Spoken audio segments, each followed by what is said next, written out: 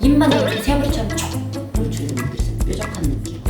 나이가 조금 먹었을 때 혼자 독거로 지내게 되는 경우가 꽤 많습니다. 그런 방법을 어떻게 해야 돼요? 나는 이렇게 고독하기 싫은데, 외롭기 싫은데 라고 하면 방법은 하나밖에 없어요.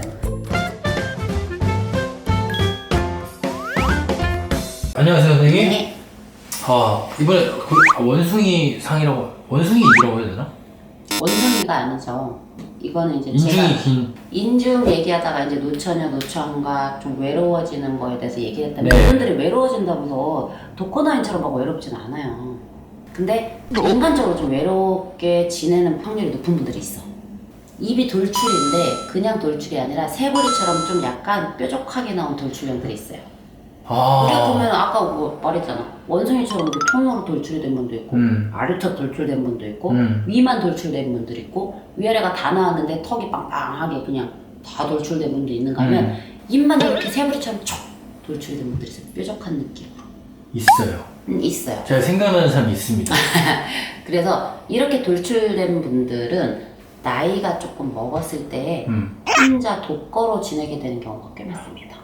어떻게 하면 좋아? 그게 뭐 40대든 50대든 60대든 70대가 되셨든 약간 내가 배우자가 있어도 결국엔 배우자가 돌아가시지 않았어도 떨어져서 결국엔 혼자 지내는데 자녀분들도 같이 지내지 아니한다든지 혹은 내가 자녀가 있는데 이 자녀가 정말 먼저 갈 수도 있고 아니면 내 형제 자매가 있는데 뭐 사이가 나쁜 건 아니어도 그냥 대면 지낸다든지 이것도 여러 가지 사유가 있지만 입이 뾰족하게 조금 돌출되신 분, 좀 새부리처럼 돌출된 새부리형 돌출입 같은 경우는 말을 하는, 직업적으로 말을 하는 업으로 해서 먹고 사는 것도 좋고 직업적으로 그렇게 볼 수 있지만 전반적인 인생으로 좀 본다라고 하면은 자, 내가 좀 독거 노인이라고는 안 할게요. 노인이 아니어도 독거 중년이 될 수도 있고 독거 청년이 될 수도 있고 인간관계 고립.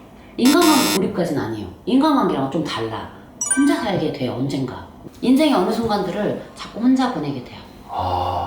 그러면 뎁스 그러겠지. 혼자 안 보내는 순간이 어딨어. 다 있지. 그런 의미가 아니라 내가 말 그대로예요. 외로워. 우리가 독거라는 건 혼자 거주를 한다라는 뜻인 거잖아요. 같이 지내는 이가 없는데 선택적 내가 어떤 일 때문에 아니 돈을 벌기 위해서 사업 때문에 선택적인 독거가 아니라 내 선택이 아닌 거예요. 불가항력적 독거가 되는 거지. 나는 혼자서 있을 생각이 없었는데 불가항력적으로 혼자 있게 되는 거예요. 이런 확률이 많이 높은 분들이 새부리형 돌출, 뾰족한 돌출입들은 약간 노년에는 조금 더 그럴 확률이 있어요. 예를 들어 이제 곧 추석이잖아요. 추석에 내가 안 가는 것과 갈 곳이 없는 것은 다른 거잖아요. 그렇죠. 약간 그런 느낌이네요. 갈 곳이 없는 느낌인 거네요. 외롭다. 혹은 가도 되는데 가기 조금 어려운 상황이. 그럴 수도 있어요. 이런 분들은 그러면 우리가 보통 그러죠. 우리가 뭐 신선생님한테 가서 전 보거나 사주 선생님한테 사주 보고 할 때도 그런 방법을 어떻게 해야 돼요? 나는 이렇게 고독하기 싫은데 외롭기 싫은데 라고 하면 방법은 하나밖에 없어요. 인간관계, 대인관계를 내가 아직 힘있고 젊을 때 열심히 해두시는 수밖에 없어. 한 사람이라도 나를 들여다보고 한 사람이라도 나와 소통을 할 수 있도록. 그게 또 굉장히 어려운 노력일 수도 있겠네요, 이분들한테는.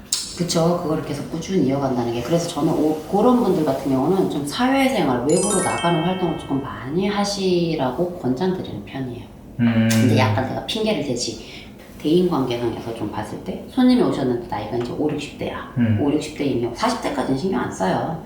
근데 50대 뭐 후반경이다, 60 초반경이다, 50 중반경이다 이러면 제가 바깥 활동을 좀 많이 하시라고 말을 합니다.